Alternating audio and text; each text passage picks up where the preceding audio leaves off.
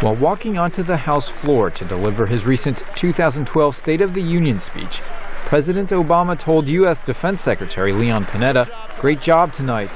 It was later explained the comment referred to a late-night U.S. military raid into Somalia to free 2 hostages, including an American aid worker.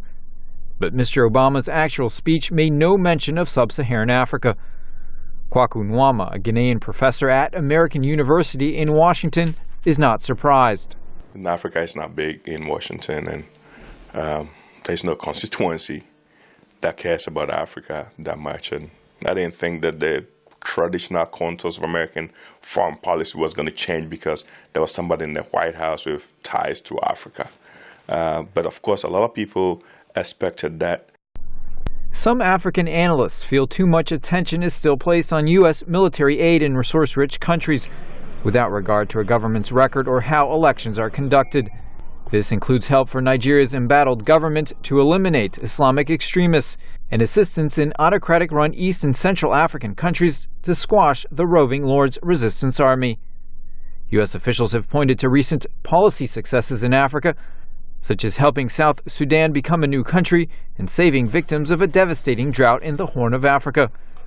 But since making a speech in Ghana in 2009 about how the United States would hold African leaders accountable to good governance, President Obama has not returned to the continent.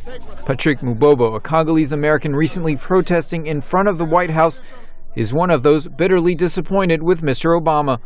After the U.S. government did little following flawed 2011 elections in his native, mineral-rich and heavily U.S.-assisted Democratic Republic of Congo. We want to tell him that it's over if he doesn't do the right thing for Congo, for the children who are crying and dying. If he doesn't do the right thing for democracy, he can count that he not only lose my vote, but he lose a lot of people's votes. Congolese Americans at this recent protest said they had campaigned vigorously for Mr. Obama in 2008 and even rallied for his health care legislation, but that now they felt disillusioned with the way the U.S. government was dealing with Africa and Africans. Nico, Colombant, VOA News, Washington.